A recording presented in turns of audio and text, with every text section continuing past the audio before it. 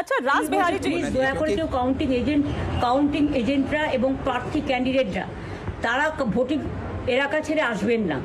Strong রুমে যেখানে counting হচ্ছে মানে সেন্টারে, সেখান ছেড়ে কেউ আসবেন না। এটা বিজেপির প্ল্যান। প্রথম 2-3 রাউন্ডে আমি কালকে থেকেই বলছি যে ওদেরগুলো আগে দেখাবে, আমাদেরগুলো পরে দেখাবে। এবং অনেক জায়গায় 2-3 রাউন্ড কাউন্টিং করার পরে প্রায় 100টা জায়গায় কাউন্টিং বন্ধ করে রেখে দিয়েছে। এবং কল্যাণীতে ধরা পড়েছে 7টা মেশিন যেখানে কোনো মিল নেই। এটা টোটাল ফোর্স, পুলিশ সেন্ট্রাল ফোর্সকে দিয়ে চারিদিকে তৃণমূল কংগ্রেসের উপর অত্যাচার করছে, অফিস ভাঙছে, জোর করে দখল করছে। এসআইআর নামে আপনারা দেখেছেন ভোট লুট করেছে যাতে যে সিটগুলো জিততে পারে। কিন্তু এখনও এমন 70টা সিট আছে, 100টা সিট আছে যেগুলো আমরা এগিয়ে আছি, সেগুলো বলছে না। টোটালটাই মিথ্যে নিউজ খাওয়াচ্ছে। আগে ডিআইসিও এই খবরগুলো দিত, কিন্তু তাকে কালকে চেঞ্জ করে দেওয়া হয়েছে। টোটালটাই ইলেকশন কমিশন নিজের ইচ্ছে মতো খেলছে এবং সাথে কেন্দ্রীয় বাহিনীকে নিয়ে। এবং আমাদের পুলিশরা টোটাল মাথা নত করে কেন্দ্রীয় বাহিনীর আন্ডারে কাজ করছে। সুতরাং আমি আমাদের কাউন্টিং এজেন্টদের, আমাদের সমস্ত পার্টির কর্মীদের বলবো, অত মন খারাপ করার কারণ নেই। আমি বলেছিলাম সূর্যাস্তের পরে আপনারা জিতবেন। 3 রাউন্ড 4 রাউন্ড কাউন্ট হলেও এটা 14 রাউন্ড থেকে 18 রাউন্ড কাউন্ট হয়, তখন আপনারা জিতবেন। Wait and see, watch. আমরা সবাই আপনাদের সাথে আছি, আপনারা কেউ ভয় পাবেন না, নিশ্চিন্তে থাকুন। আমরা বাঘের বাচ্চার মতো লড়াই করে যাবো। बिल्कुल, आपने सही कहा कि अब एस्पिरेशन क्लास जो है वो बहुत बड़ा बदलाव चाहता है और कर रहा है यहाँ पर। लेकिन रासबिहारी जी, एक और बात जो इस पूरे नतीजों से सामने आ रही है कि बीजेपी के लिए इसका मतलब साहब 2029 का रास्ता और आसान हो गया है, क्योंकि यहाँ भी 42 सीटें हैं पश्चिम बंगाल में। अगर आप देखें तमिलनाडु में भी AIDMK प्लस अच्छा कर रही है। अगर आप देखें असम में, आप देखिए क्या शानदार परफॉर्मेंस उनकी है। तो राष्ट्रीय राजनीति में भी उनकी पकड़ अब आने वाले दिनों में मजबूत होगी। और अकेले दम पर रमेश जी, असम में तो आपने बिल्कुल ठीक कहा। देखिए, अगर हम तमिलनाडु से शुरू करें तो तमिलनाडु में TBK का पहले NDA से गठबंधन होने वाला था, नहीं हुआ किसी कारण से। लेकिन TBK का समर्थन NDA को मिलता रहेगा, ये बात तो तय है। दूसरी बात है कि आने वाला चुनाव में तो बीजेपी के लिए और आसानी हो रही है कि कुछ साल पहले गृह मंत्री अमित शाह ने कहा था, जब भाजपा के अध्यक्ष थे, कि उड़ीसा, पश्चिम बंगाल और केरल में अगर बीजेपी आती है तो हम बीजेपी के लिए स्वर्ण योग होगा। अब मुझे लगता है केवल एक केरल रह गया है जो जिसको अब आप कह रहे हैं वो जो अश्वमेध का घोड़ा है, का घोड़ा जो है केरल से गुजरना बाकी रह गया, लगभग जीत की तरफ है। लेकिन जिनको मिली है, कम से कम उनसे एक रिएक्शन ले लेते हैं इस पर। निगहत अब्बास इस वक्त हमारे साथ जुड़ चुकी है, कांग्रेस की प्रवक्ता। निगहत अब्बास, क्या कहेंगी आप इस पर? सिर्फ एक केरल ही दिख रहा है जो आपके लिए खुशी का मौका दे रहा है, बाकी सब तो कहीं आप एग्जिट पोल में भी नजर नहीं आए थे, अब तो एग्जैक्ट आ गए सामने। देखिए हिमानी जी, पहले तो आपको, मेरे को पैनलिस्ट को, रमेश जी को भी मेरा नमस्कार। बिल्कुल आपने सही कहा कि कहीं और अभी इस समय जो रुझान भी आए और उसके बाद जो रिजल्ट्स दिख रहे हैं वो हमारी तरफ नहीं दिख रहे। पर मुझे नहीं लगता कि ये कोई, अभी जाहिर सी बात है हमें आत्ममंथन करना है, पर हताश हो जाना और हिम्मत छोड़ देना मुझे लगता है वो गलत होगा। आने वाला समय कांग्रेस पार्टी रिवाइव भी होगी और कांग्रेस पार्टी स्टेट्स में अच्छा कर भी रही है, केरल में अच्छा करा है और केरला में हम सरकार भी बनाने की स्थिति में आ गए हैं और सरकार भी बनेगी।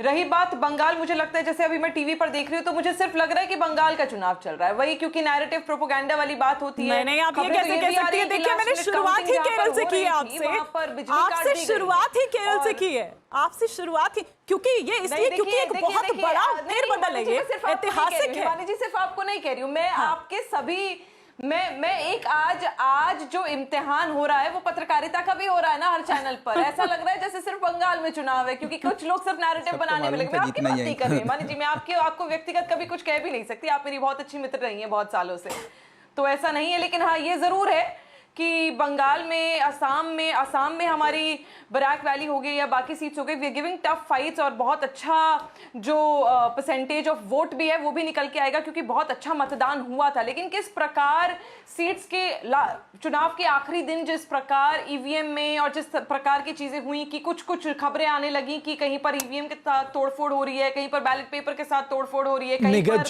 बिजली नहीं है, कहीं पर CCTV फुटेजेस में प्रॉब्लम हो गई, तो कहीं ना कहीं जब ये आखिरी में दिखने लगता है कि इस तरह की चीजें हो रही है तो कहीं ना कहीं समझ आने लगता है कि कुछ ना कुछ गड़बड़ है। ठीक है, राशिद अलवी साहब भी हमारे साथ जुड़ रहे जी, हैं।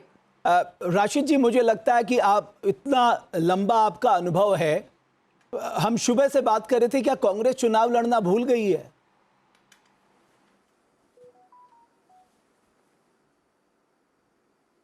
देखिए, कांग्रेस चुनाव लड़ना नहीं भूली है।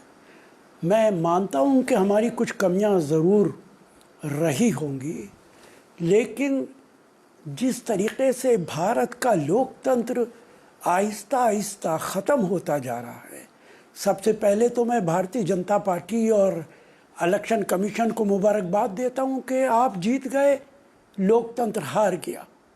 और मैं बड़े अदब से आपसे भी पूछता हूं, आसाम का मुख्यमंत्री बंदूक लेकर खड़ा मुसलमान को मारने के लिए, इस तरह इलेक्शन होगा? बंगाल के अंदर जिस आदमी ने, हुमायूं कबीर ने बाबरी मस्जिद का ऐलान किया, क्या वो भारतीय जनता पार्टी ने नहीं कराया था? क्या भारतीय जनता पार्टी ने उसे पैसा नहीं दिया था? क्या आज तक उस मुद्दे को बीजेपी नहीं उठा रही कि बाबरी मस्जिद नहीं बनने देंगे?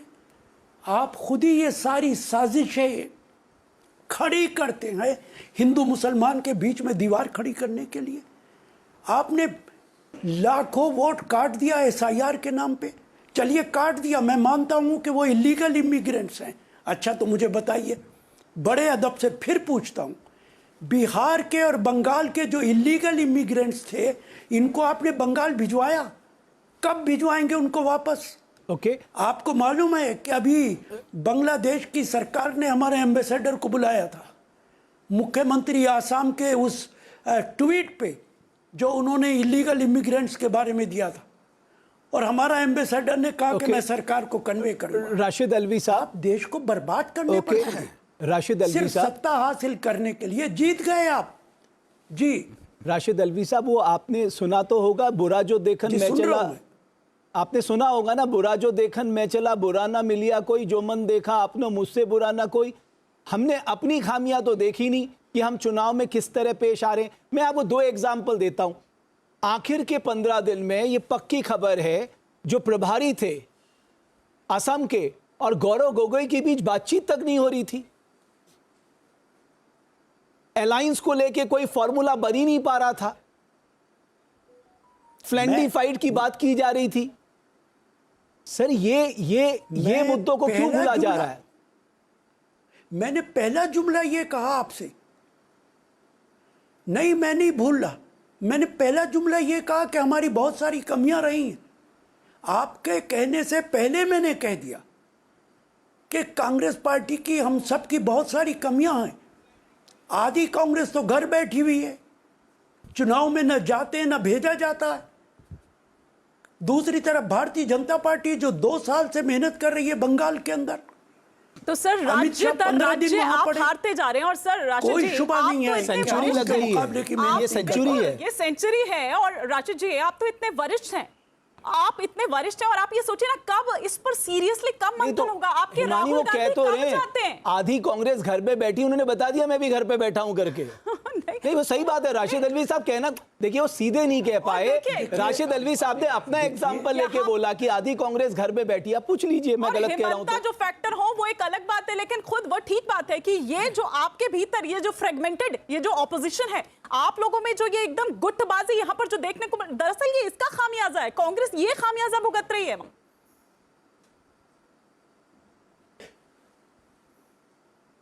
देखिए, मेरी बात सुनिए, मुझे 2 मिनट दीजिए बात करने के लिए। आपकी बात मैं मान रहा हूं, मैं आपकी बात को डिनाई नहीं कर रहा हूं।